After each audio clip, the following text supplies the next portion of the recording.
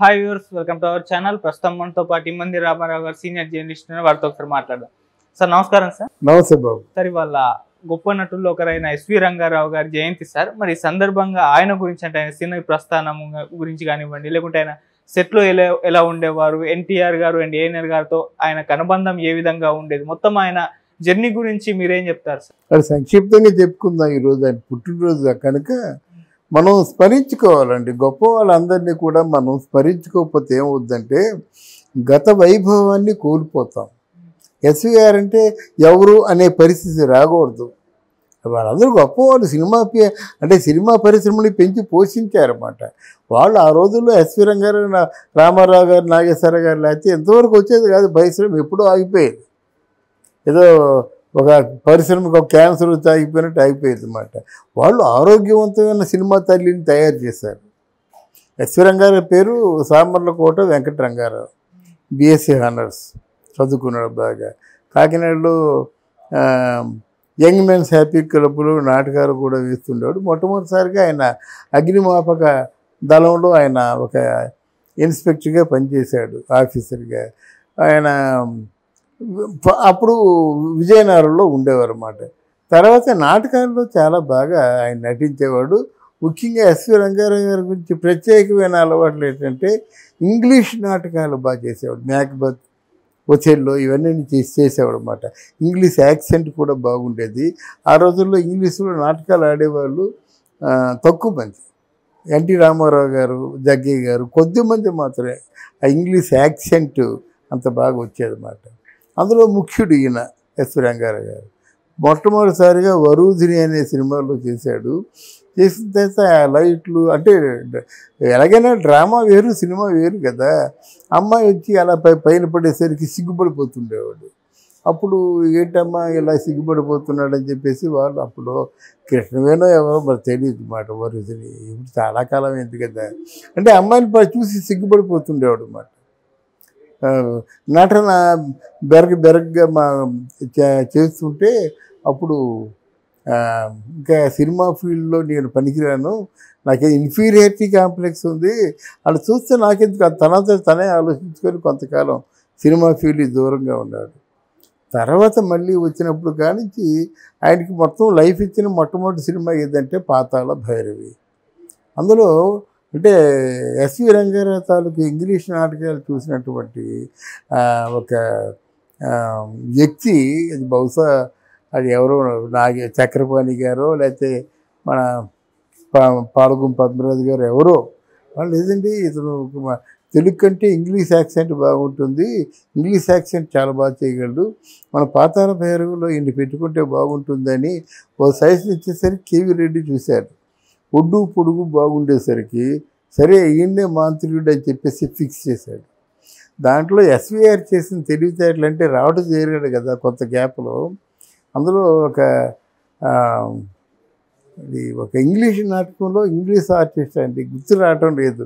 ఆ English artist నటించినట్టుగా ఒక కనుబొమ్మ కింద ఒక కనుబొమ్మ పైన పెట్టి డైలాగ్ చెప్తారనమాట. దాంతో జనాలు పిచ్చెక్కిపోయారు. పాతాళ భైరవితో ఎస్వి రంగారావు ఒక స్థాయి ఆర్టిస్ట్గా పరిచయం అయిపోయాడు అన్నమాట. అది తర్వాత ఇంకా అక్కడి నుంచి విజయవాడ సంస్థలో ఉన్నాడు. విజయవాడ సంస్థలో నా ఎన్టీ రామారావుతో పాటు 500 రూపాయలు జీతానికి పనిచేశాడు ఆ రోజు. తర్వాత అంటే అడ్వాన్స్ 5,000 ఇచ్చేవారు, నెల 500 రూపాయలు సినిమాతో నిమిత్తం లేకుండా. మళ్ళీ ఇంకో సినిమా తీసినంత వరకు అదే, మళ్ళీ సినిమా తీయగానే 5,000 అడ్వాన్స్, 500 రూపాయలు అలాగా. అంటే ఆ జీవన భృతి అలాగ ఉండేదన్నమాట. తర్వాత ఆయన తెలుగు సినిమాల్లో అంటే ఆయన మించిన ఆర్టిస్ట్ ఇంకెవరు లేడు. ఫాదర్గా చేయాలంటే ఎస్విఆరే. ఇప్పుడు ఎవరికైనా ఫాదర్గా చేయాలంటే మామగా కానీ ఫాదర్గా కానీ భానుమతి దగ్గర నుంచి సావిత్రి దగ్గర నుంచి అందరికీ, జమున దగ్గర నుంచి అందరికీ కూడా ఫాదర్ అంటే ఎస్విఆరే. ఎస్విఆర్ అంటే అంత ప్రేమాభిమానాలు ఉండేవి. తర్వాత నాగేశ్వరరావు గారికి, రామారావు గారికి కూడా తండ్రిగా చేయాలంటే అంతే మంచి వాళ్ళు సమూజ్జి అనుకునేవాళ్ళు అన్నమాట. ఇద్దరు అంటే ఎన్టీ రామారావు 5'10", ఎస్వి రంగారావు 5'10", నాగేశ్వరరావు 5'6" అంతా ఉంటాడు. ఊట వేసుకుంటే 5'7" ఉంటాడు అన్నమాట. కానీ ఇద్దరిని కొడుకులుగా పెట్టుకుని ఫోటోలు చాలా వచ్చాయి మనకి గుండమ్మ కథలో. అలాగ ఉంటున్న వ్యక్తి సావిత్రి మాత్రం డాడీ అని పిలిచేది కాదు. సావిత్రి గారికి ఇక్కడ హబ్బుల్లా రోడ్డు అంతా ఉంది, అన్ని గుప్తదానాలు చేశారు. ఒక రోడ్డు అంతా సావిత్రిదే. అప్పుడు సావిత్రి గారే కట్టుకోమని చెప్పారు. ఇంటి ఎదురుగా ఇల్లు కట్టుకోమని చెప్తే ఇంటి ఎదురుగా ఇల్లు కట్టుకున్నాడు. సావిత్రి గారు అందరూ అనుకున్నట్టుగా డాడీ అని పిలిచేది కాదు, బావ అని పిలిచేది. అది చాలా తక్కువ మంది తెలుస్తుందన్నమాట. ఈ కొంతమంది మేధావులు ఉన్నారు కదా జర్నలిస్టులు, సావిత్రి కూడా డాడీ అని పిలిచేదని చెప్తారు కానీ డాడీ కాదు, బావ. అలాగే ఎస్విఎం గారితో వేటకెళ్ళడం సావిత్రికి చాలా ఇష్టం. వాళ్ళు వేటకెళ్ళి ఒక పులిని తీసుకొచ్చి ఇచ్చారు. ఆ పులిని మచ్చిక చేసుకొని సావిత్రి గారు ఈవినింగ్ వాక్ చేసేది. ఆ ఫోటోలో మనకు దర్శనం ఇస్తాయన్నమాట.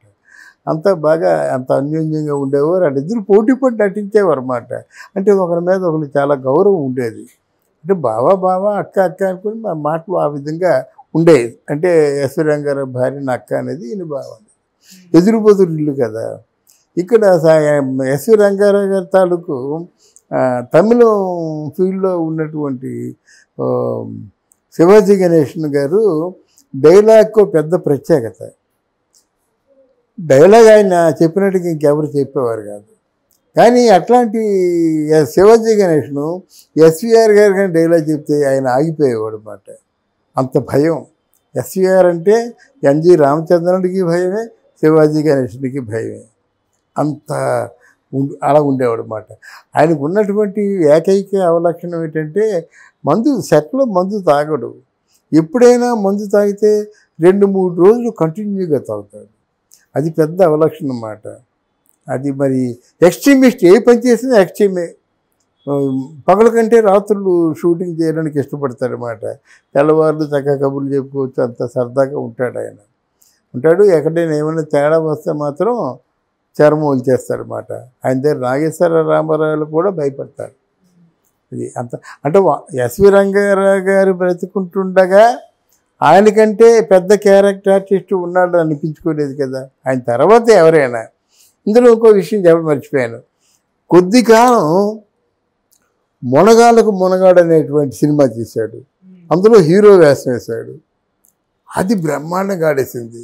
ఇంకా అక్కడి నుంచి ఎస్వి రంగారావు గారి ప్యాంటు అంటే దాని స్టోన్ హౌస్ షర్టును జీన్ ప్యాంట్ వేయడం, ఇన్సర్ట్ చేయడం, జాకెట్ వేసుకోవడం మొదలుపెట్టాడు అన్నమాట. అప్పుడు వచ్చేసాయండి సినిమాలు. జగజ్జత్రిలు, జగద్బంత్రిలు, జగత్ కిలాడీలు, మొనగాడు ఎన్ని ఉన్నాయి చూసారా. ఇక ఎన్ని వచ్చాయన్నమాట. ఒక 20 సినిమాల వరకు. కొత్తులు రత్తయ్య, ఎన్ని సినిమాలు ఎస్వి రంగారావు గారిదే. అంటే ఎస్వి రంగారావు గారినే మెయిన్గా హీరో పెట్టి సినిమాలు తీసేవారు. అది తర్వాత ఏమో మా గురువు గారు దాసరి నారాయణరావు గారు ప్రధాన కథానాయకుడిగా ఎస్వి రంగారావు గారినే తాత మనవుడు రాజబాబు, ఎస్వి రంగారావు గారి తాత మాట. అంటే ఇవన్నీ కూడా ఆయన ముద్ర వేసుకున్నాడు. మర్చిపోలేని సినిమాలు. ఏ సినిమా ఆయన చేసినా మర్చిపోలేని సినిమాలు అన్నమాట. అటువంటి ఆర్టిస్టులు మరి లేరు. సెల్యులాయిడ్ మీద ఏమో డైలాగ్ చెప్పాలంటే ఆయన చూస్తాడు, డైలాగ్ వింటే చెప్పేస్తాడు అంతే.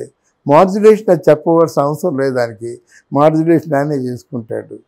అంటే అసిస్టెంట్ డైరెక్టర్ చెప్పినటువంటి డైలాగ్ని అలాగే చెప్పడం, ఆయన మాడ్యులేట్ చేసుకుంటాడు.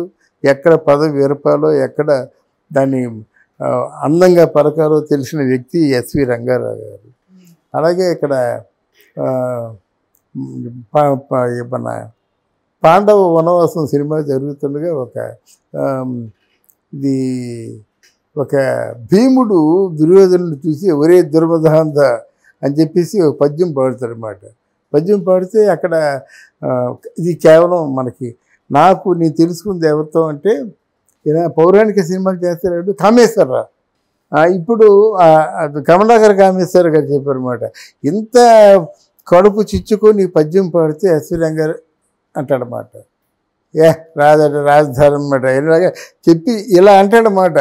దాంతో థియేటర్లో ఏళ్ళు ఘోష చప్పట్లును. అది ఎంతో కాలం ఎన్టీ రామారావు గారి మనసులో ఉండిపోయింది. విశ్వం ఎలా డామినేట్ చేస్తుండో అని చెప్పేసి. అందువల్ల ఆయన మహత్యాలు, ఆయన గొప్పతనం ఏం చెప్తామంటే మంచి నటుడు, మంచి క్యారెక్టర్ ఆర్టిస్ట్, మంచి మనసు. అయితే ఆయనకు ఉన్నటువంటి 2 మచ్చలు ఏంటంటే చంద్రుడికి ఒక మచ్చ ఉంది, ఈ 2 మచ్చలు. ఆ మచ్చల్లో ఒక మచ్చ ఏంటంటే తాగుడు వ్యసనం, రెండో మచ్చ వివాహేతర సంబంధం. అంటే అది ఎవరితో ఒక సినిమా ఆర్టిస్ట్తోనే ఆయన కొంచెం తనుగా ఉండేవాడు. దాని గురించి ఏదో ప్రచారం జరిగింది. ఆవిడ ఈ భార్య మొత్తం ఇద్దరు కలిసి ఇద్దరి మధ్య నలిగిపోయి తాగి చచ్చిపోయాడైనటువంటి ఒక వదంతి.